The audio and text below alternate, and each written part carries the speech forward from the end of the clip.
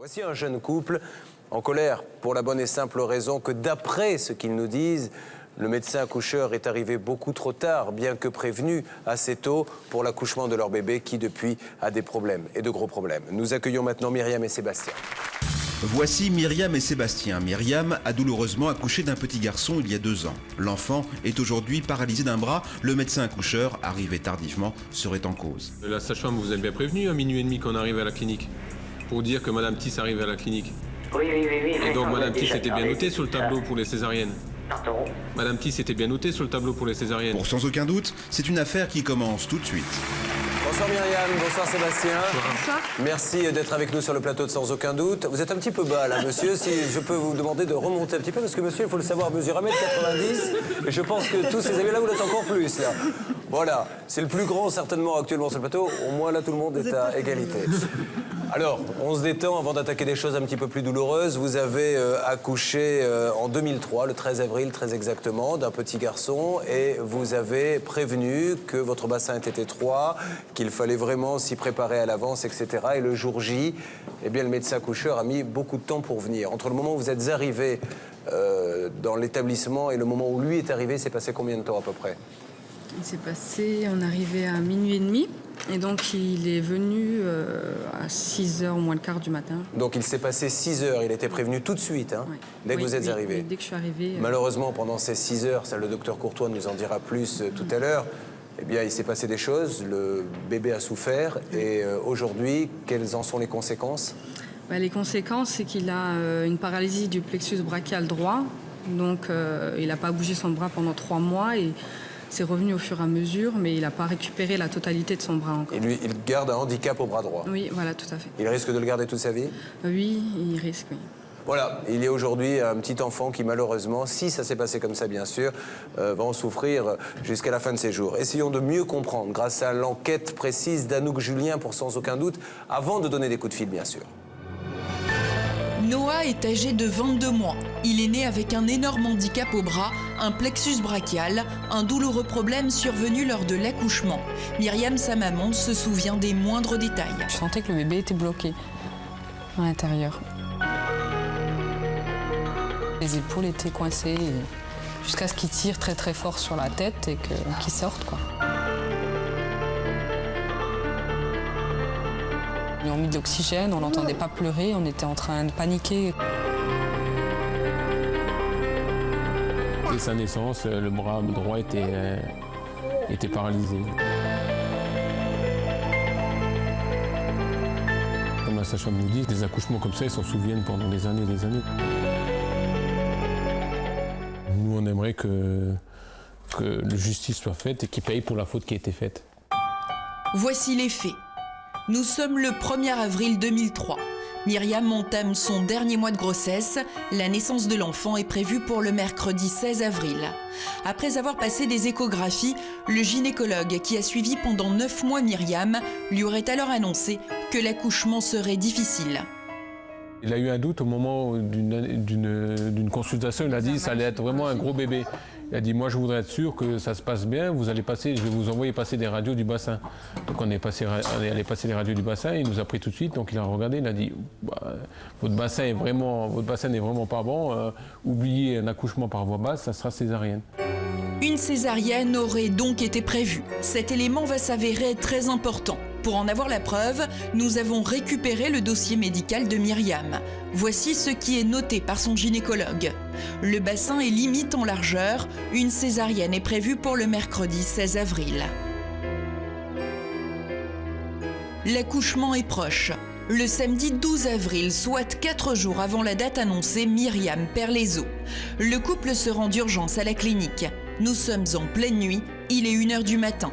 À cette heure tardive, son gynécologue habituel est absent. C'est donc le gynécologue de garde qui va se charger de l'accouchement. Et elle est arrivée à la clinique, donc la sage-femme nous a dit, je vais tout de suite prévenir le bloc, puisque c'est prévu la césarienne. Donc ils ont passé des coups de fil. Et au moment où ils ont passé des coups de fil pour le gynécologue leur a dit comme quoi ils ne se déplaceraient pas, qu'il fallait laisser le travail se faire naturellement. Le gynécologue de garde ce soir-là n'aurait-il pas dû être à la clinique, sachant en plus qu'il s'agissait d'un accouchement difficile? A priori, il était ou occupé, ou il avait peut-être la visite, il n'a pas voulu. On ne sait pas la raison.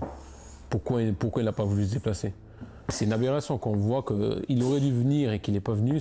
On trouve ça, c'est un scandale, comme on dit. À 6h du matin, soit 5 heures après l'arrivée de Myriam à la clinique, la sage-femme rappelle le gynécologue de garde qui n'est toujours pas en salle d'accouchement. Il l'avoue lui-même dans son rapport.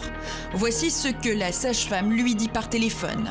La dilatation a été rapide, la tête est engagée en partie haute, les efforts expulsifs de la patiente sont peu efficaces, la présentation progresse mal.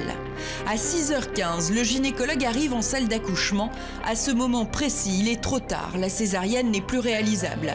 Les épaules du nouveau-né sont coincées, il est obligé d'extraire l'enfant avec une ventouse. On ne va pas lui reprocher d'avoir fait son travail, d'utiliser une ventouse, d'avoir tiré comme il pouvait, mais tout ça aurait pu être évité s'il avait écouté les conseils de la sage-femme au départ et qu'il serait venu tout de suite. Nous avons voulu connaître l'avis de ce gynécologue obstétricien. Nous l'avons filmé en caméra cachée, voici sa réponse. Quand il y a tout qui est quand même plutôt défavorable et tout qui est prévu pour la césarienne. Il aurait fallu faire une césarienne. Il aurait fallu faire une césarienne, c'est clair. Mais ça, on le sait a posteriori. Le gynécologue de garde reconnaît là qu'une césarienne s'imposait, mais il se défend en prétendant qu'il ne pouvait pas la prévoir à l'avance. Pourtant, le gynécologue qui l'a suivi pendant 9 mois avait fait part de ses craintes et avait remis son rapport à la clinique. Filmée en caméra cachée, la sage-femme qui s'est occupée de l'accouchement de Myriam est formelle. Une césarienne était fortement conseillée, mais pour elle, aujourd'hui, c'est difficile de l'avouer car entre les médecins et les parents de Noah, sa position est délicate. Toutes les sages-femmes de l'équipe, vous étiez notées au tableau et on savait que si vous arriviez, a priori, ce serait à 80% une césarienne. Voilà. Bon. Aujourd'hui, Noah est handicapé. Il a un bras inanimé. Il ne peut ni manger tout seul, ni jouer, ni se mettre à 4 pattes et ses parents se demandent comment il réussira plus tard à s'habiller ou à écrire. Je me dis pourquoi lui et pourquoi ça arrivait sur nous. Quand je vois qu'il est en pleine forme, qu'il demande qu'à bouger ses 2 bras, qu'à les utiliser comme les autres enfants de son âge et qu'il ne peut pas. J'ai pas à m'en vouloir. Moi, j'ai fait ce que j'avais à faire, mais c'est que d'autres n'ont pas fait ce qu'ils devaient faire. En plus, tous les jours depuis sa naissance, Noah est obligé de se rendre chez un kinésithérapeute. Malgré ces séances, pour essayer d'améliorer son état, une opération chirurgicale serait maintenant inévitable. Ça fait quand même presque 1 an que ça n'a pas progressé du tout. Donc là, on pense quand même à une intervention. Face à cet état, le gynécologue a-t-il un sentiment de culpabilité? C'est ce que Myriam et Sébastien lui ont demandé. Et il a l'autre main quand même. Ouais, mais une main, vous arrivez à vivre avec une main? Pour les parents de Noah, sa réaction est scandaleuse et désolante. Ils ont porté plainte contre ce gynécologue. Mais depuis 1 an et demi, ils n'ont aucune nouvelle du procureur. Ils sont révoltés et le cas de Noah ne serait pas isolé. Nous avons appris que d'autres femmes avaient rencontré lors de leur accouchement de graves problèmes avec ce même médecin. Tous les problèmes qu'il a causés, toujours dû à un problème de défaut de césarienne. Pour nous, il ne s'est pas accouché par césarienne. Suite à son premier accouchement et à ce qu'elle vit depuis, Myriam redoute d'affronter une 2e grossesse. Les séquelles sont trop graves. J'ai peur que ça se passe mal pour un 2e et j'ai réfléchi souvent en fait. J'ai peur qu'il y ait aussi un problème de santé et que ça soit dur à assumer. Aujourd'hui, Myriam et Sébastien se retrouvent avec un enfant handicapé. Ils veulent que justice et réparation soient faites. Car pour eux, comme pour Noah, le cauchemar ne fait que commencer.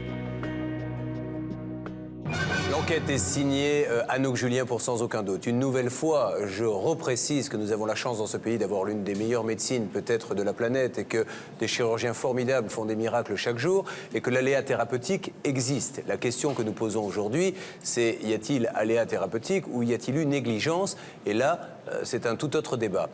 Qu'attendez-vous aujourd'hui de cette émission Sans Aucun Doute? Je pense qu'on attend déjà que la faute soit prouvée, que le gynécologue a fait une faute, et aussi que notre fils reçoit donc une indemnité pour le préjudice qu'il a subi, et donc également que plus tard, quand il nous posera des questions, on pourra lui dire qu'on a fait tout ça pour lui et qu'on s'est battu pour lui. Alors précisons, hein, pour qu'il n'y ait pas la moindre ambiguïté pour nos téléspectateurs, que cette indemnisation, vous la voulez pour votre enfant, je suppose, Oui, pour tout à lui fait. garder, pour qu'il puisse, quand il sera plus grand, au moins peut-être obtenir des choses qui lui rendront la vie plus facile, on est d'accord? Oui, bien sûr. Vous êtes révolté, monsieur, que la vie de votre enfant soit maintenant quand même un petit peu handicapante pour lui jusqu'à la fin de ses jours? Oui, bien sûr, ça fait 2 ans que c'est la routine tous les jours kiné, il demande rien, donc au début c'était très difficile, il pleurait beaucoup, il supportait pas, il voulait pas. Donc là il commence à prendre conscience que le kiné fait partie de son quotidien et qu'il devra faire du kiné toute sa vie. Donc, mais ce qui nous embête, ce qui nous chagrine, c'est que comment on peut faire du mal à des petits bouts de chou qui demandent rien. Donc il serait, par césarienne, il serait né en bonne santé, tout irait bien, et par négligence, aujourd'hui il sera handicapé à vie. Et ce qui est peut-être encore pire pour vous deux, moralement, c'est que la faute est là, on ne peut plus revenir en arrière. Si faute il y a eu, bien sûr, mais c'est qu'il n'y ait pas une espèce de rouleau compresseur pour vous aider tout de suite, pour vous prendre en charge, pour reconnaître, pour rien. Non, rien. Non, ça fait bientôt 24 mois qu'on a porté plainte et tout, et on n'a même pas encore de résultat. Enfin, c'est toujours en cours. Et ils n'ont même pas pris la décision encore de savoir si ils vont poursuivre l'affaire ou pas.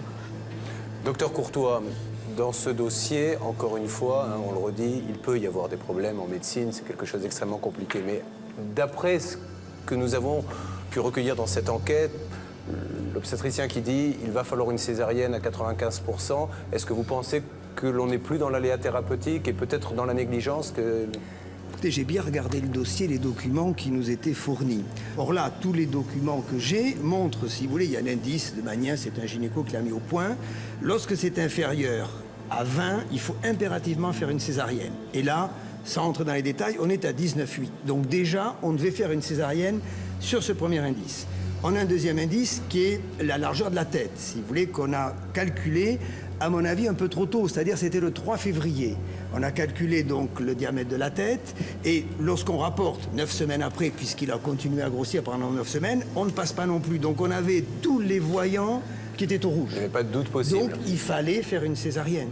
Avant de donner quelques coups de fil, encore une précision, ce gynécologue accoucheur qui était de garde, qui n'était pas donc votre gynécologue habituel, quelle explication vous a-t-on donné sur le fait qu'il ne vienne qu'à 6h du matin alors que vous arrivez à minuit? Ben, en fait, la sage-femme l'a dit après qu'elle avait appelé, qu'elle avait insisté pour qu'il vienne, pour que ça soit une césarienne, et qu'il a dit laissez le travail faire, c'est moi le chef. Et puis elle a dit on obéit aux ordres, quoi, en fait.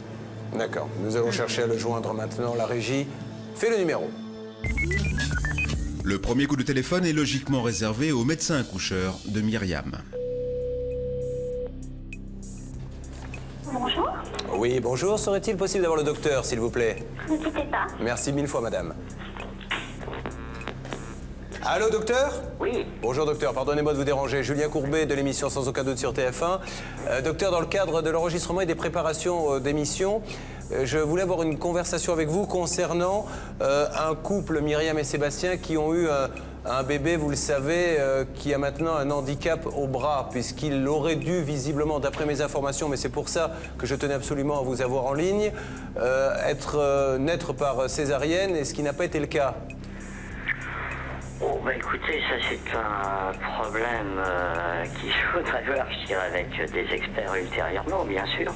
Mais en fait, c'est simplement parce que dans le cadre de sa prise en charge, autant que je me souvienne, il y avait un protocole qui avait été préétabli par un de mes confrères pour une démarche thérapeutique dans le cadre de son accouchement. Donc j'ai simplement respecté les propositions qu'il avait faites par simple déontologie. Bon, il s'est avéré qu'effectivement on a peut-être été un peu surpris de l'évolution tout à fait favorable, alors qu'on ne pensait pas qu'il y ait un engagement, quoi. Docteur, pour que je comprenne bien, pardonnez-moi, je n'ai malheureusement pas de connaissances médicales. oui. Vous êtes en train de me dire que le gynécologue qui suivait madame n'avait pas préconisé de césarienne? Écoutez, lorsque une patiente dont c'est le premier enfant a un petit problème de bassin, qu'on pense qu'une épreuve du travail est tout à fait possible, c'est, je dirais en principe, ce que l'on propose dans un premier temps.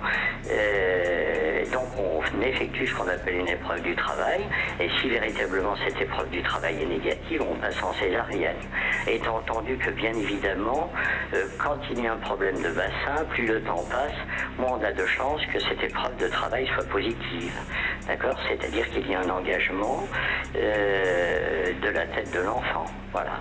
Alors, j'ai à mes côtés justement Sébastien, le papa, qui aimerait vous poser une question. Sébastien.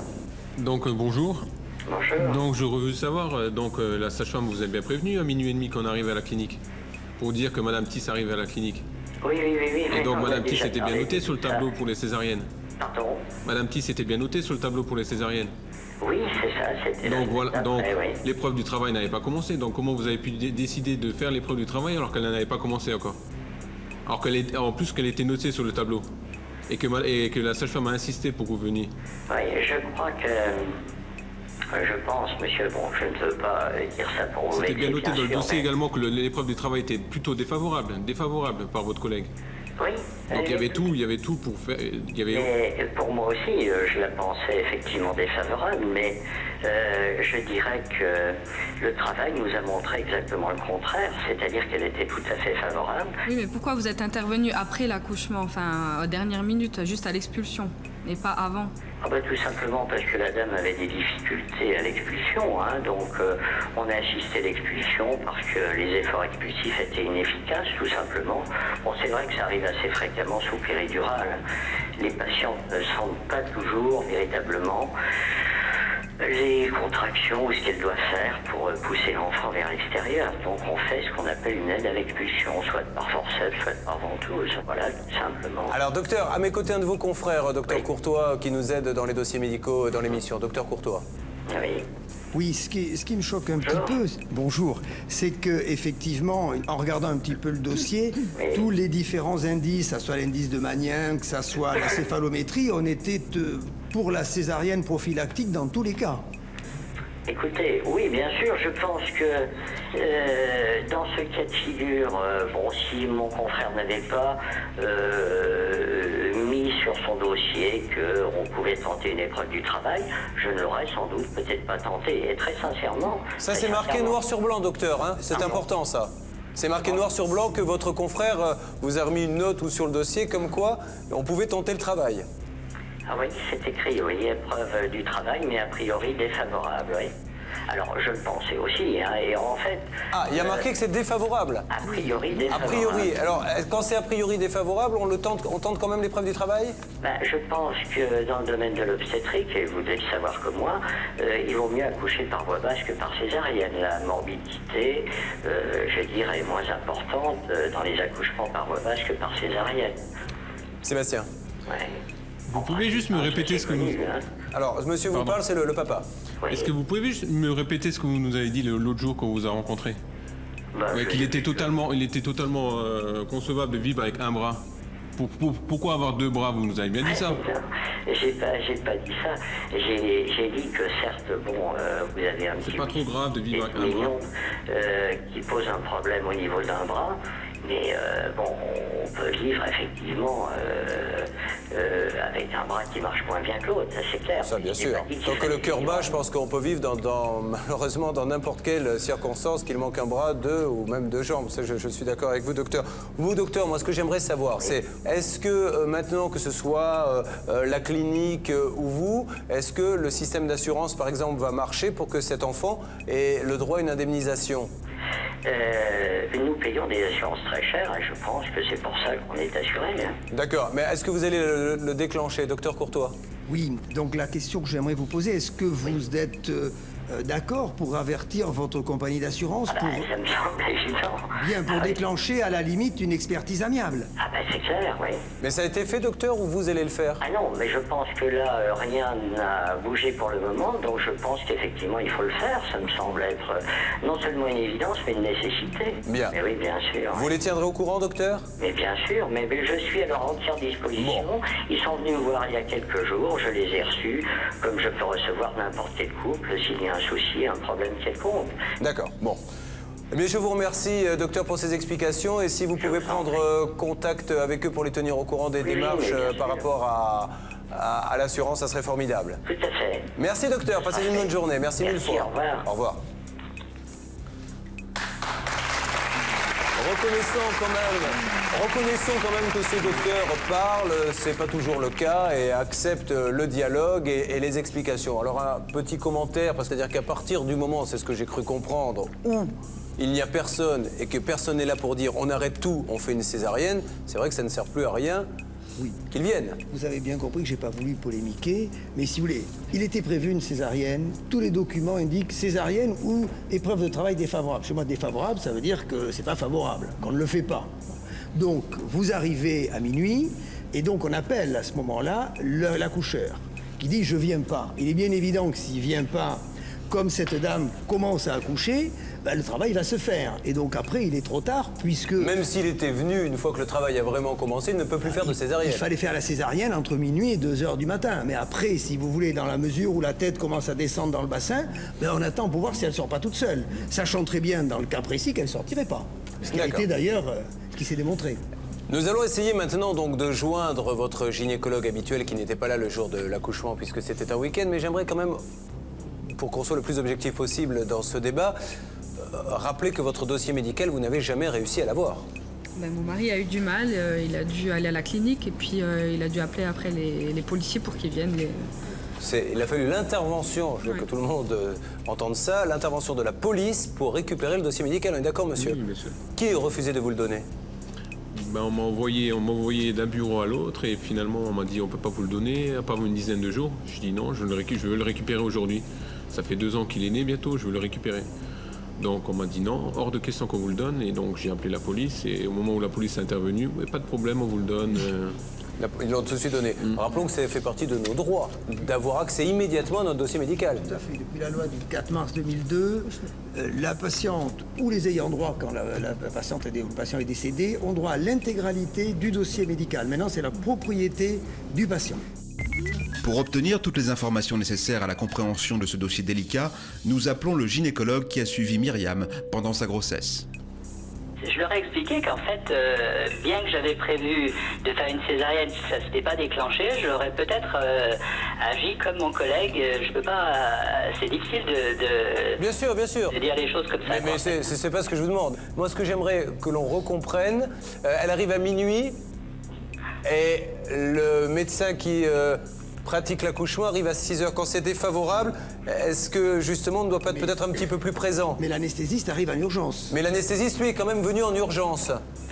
Oui, Comment ça s'explique, ça?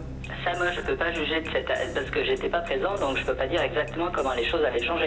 Elles étaient défavorables le jour où je l'avais vu, 2 jours avant, 2 ou 3 jours avant, mais par contre, ça avait pu évoluer. D'ailleurs, si ça n'avait pas évolué, le col, je veux dire, ça serait pas descendu et elle aurait eu... Mais cette arrêts. vous, docteur, vous avez eu, je suppose, une longue conversation avec votre confrère, sachant que vous ne pourriez pas faire l'accouchement, que cette dame était quand même dans une problématique un peu particulière, pour vraiment bien le briefer sur les tenants et les aboutissants de la pathologie. Ah non, j'avais pas de conversation avant, Non, pas du tout. Donc lui, il a découvert en fait le cas quand il est arrivé. Il l'a découvert, il en a pris connaissance quand? Ah ben, quand la patiente est arrivée et que la sage-femme l'a informé qu'elle était arrivée. D'accord, donc il n'était pas là. Donc on est bien d'accord pour dire qu'en fait tout ça, il l'a découvert quand il est arrivé à 6 heures du matin. Ah non, il a quand même été informé avant à son... Par téléphone. La patiente est Ah, arrivée donc par il a été téléphone. informé par téléphone, Oui, d'accord, bien ok. D'accord, je vous remercie 1000 fois, docteur. Je vous en prie. On vous souhaite une bonne journée, au revoir. Au revoir, messieurs. Au revoir.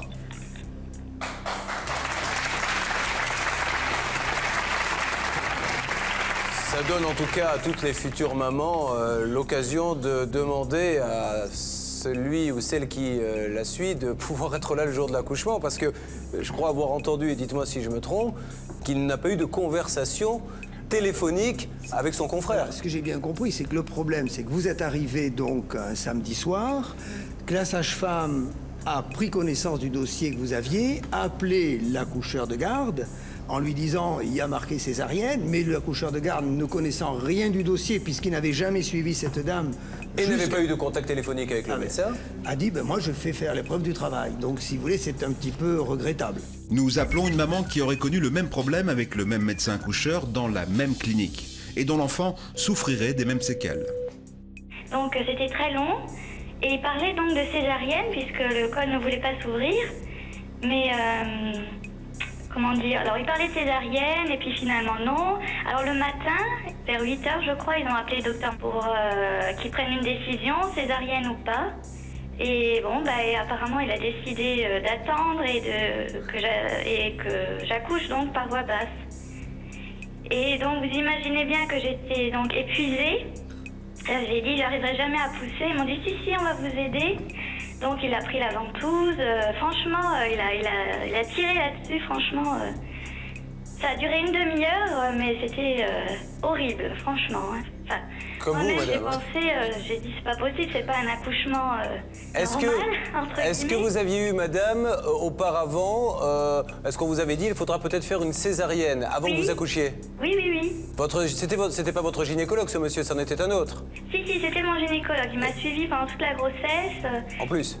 Et donc votre enfant avait perdu la motricité d'un des bras? Voilà, le bras droit ne bougeait pas du tout, il était le long du corps. Elle bougeait juste les doigts. Bien. Aujourd'hui, votre enfant a récupéré? Oui, heureusement. Oui, elle a eu de la kiné pendant 11 mois et il a quand même fallu l'opérer. Elle a été opérée là, le 4 octobre 2004 et ça s'est bien passé. Et vous l'avez eu au téléphone? Vous avez eu des explications? Écoutez, je lui ai dit mais pourquoi on n'a pas pratiqué la césarienne? Il m'a dit mais tu sais que, parce qu'il tutoie, il a dit tu sais, même avec une césarienne ça peut mal se passer, on peut avoir une fracture de l'épaule, bon je veux bien mais c'est quand même plus rare que... Et vous avez entendu parler, hormis Sébastien et Myriam, d'autres soucis qu'il y aurait eu avec d'autres couples? Oui, j'ai deux amis qui m'ont parlé d'un cas similaire. Mais là, qu'il était effectivement de garde, que c'était pas le gynécologue attitré, et qu'il était de garde et qu'il n'a pas qu'il n'a pas pratiqué de césarienne et le même cas.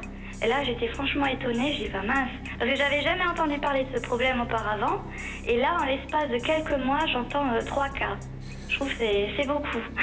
Bien, je vous remercie beaucoup, madame. Oui. En vous souhaitant une bonne journée. Pardon? En vous souhaitant une bonne journée, je vous remercie.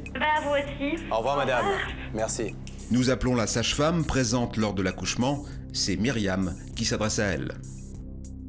Dans la mesure où chez vous, c'était un cas un petit peu entre deux, hein? Oui. C'est-à-dire, quand une dame a un bon bassin, on n'appelle pas, elle accouche. On les appelle pour l'accouchement. Oui. Quand une dame a un bassin où c'est décidé à l'avance, on fait une césarienne, on les appelle, ils viennent faire la césarienne.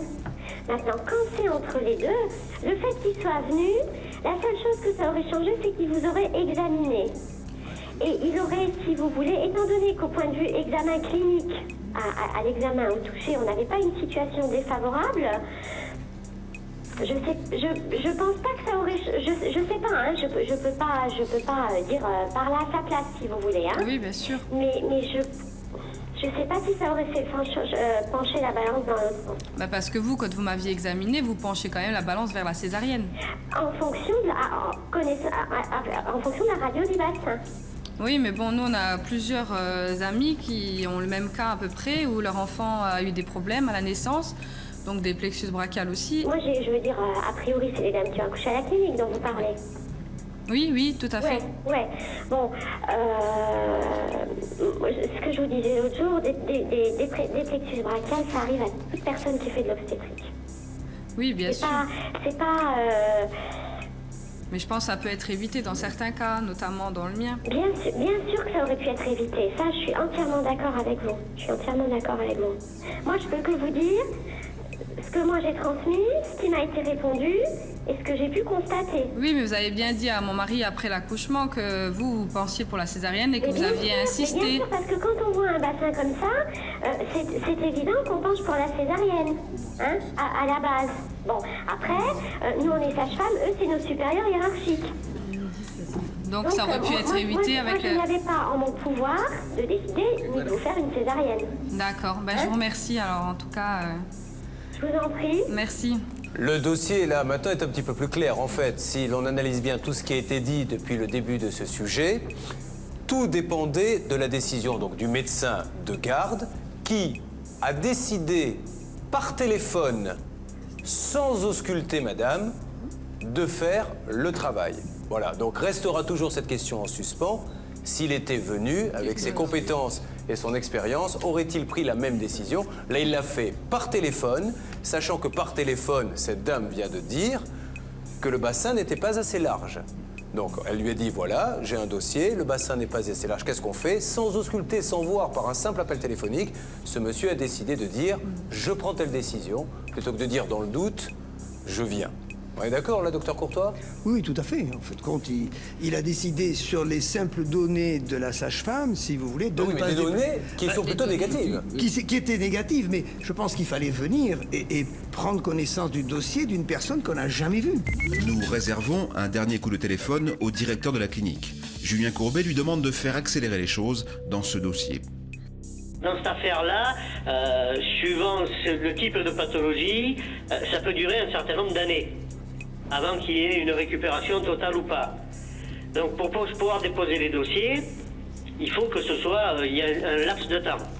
Donc il n'y a aucun blocage à notre niveau, il n'y a aucun blocage au niveau de l'administration, je crois pas. Hein. Alors par contre, je pense qu'il y a un délai qui était à faire. Bon, si ces personnes-là ont soit porté plainte, soit passé au niveau de la commission régionale, il suffit que, bon, nous, après, on nous demande les dossiers, etc., on les transmet tout de suite, et il suffit que les commissions siègent après. Alors, un mot du docteur Courtois qui est à mes côtés. Oui. Oui, bonjour monsieur. Bonjour docteur. Oui, vous nous parlez des CRCI, mais je pense que là, le but de la manœuvre n'est pas d'aller vers une commission régionale d'indemnisation.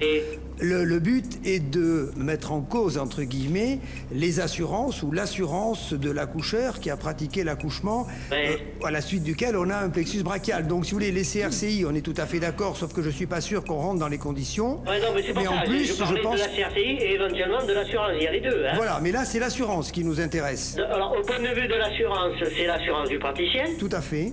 L'assurance du praticien, mais l'assurance de la clinique sera aussi... il y a systématiquement l'établissement qui est mis en cause au départ. Un deuxième point, nous avons contacté une autre patiente, donc, qui nous dit avoir eu le même problème, avec la même pathologie chez son enfant, dans la même clinique, avec le même gynécologue. De plexus brachial aussi? Oui. Ah, d'accord.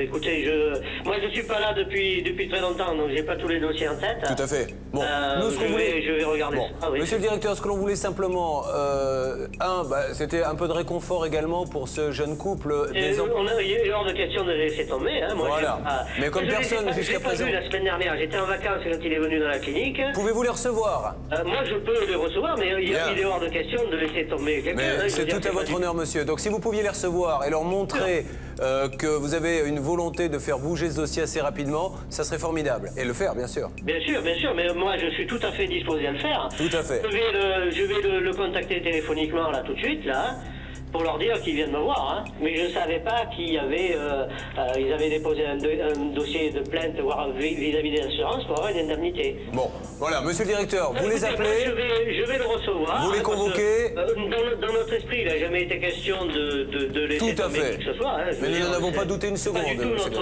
notre politique, bien au contraire. Tout à fait. Merci, monsieur le directeur, merci de votre gentillesse. Écoutez, c'est le minimum. Passez une bonne journée. Merci, vous aussi. Merci. Au revoir.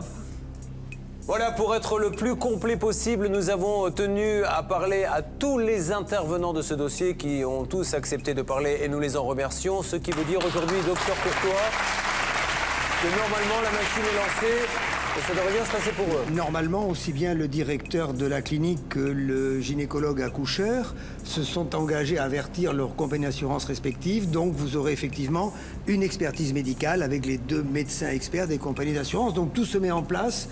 Et on n'est pressé, mais de toute manière, il va y avoir d'autres interventions. Je pense que le Noah, manifestement, va récupérer tout ou partie, et je vous le souhaite sincèrement, et que donc on n'a pas perdu de temps, et en une journée, je crois qu'on a obtenu ce que vous cherchiez depuis 2 ans. Oui, tout à fait. Bon, vous êtes un petit peu rassuré, monsieur? On va continuer à suivre ce dossier avec vous. Et au vu de ce que nous a dit aussi l'autre personne, je pense que le petit va récupérer un maximum de ses moyens. Il n'empêche qu'on lui doit indemnisation et que cette indemnisation va arriver. D'accord? Merci à tous les deux, embrassez-le pour nous. Merci mille fois. On vous accompagne.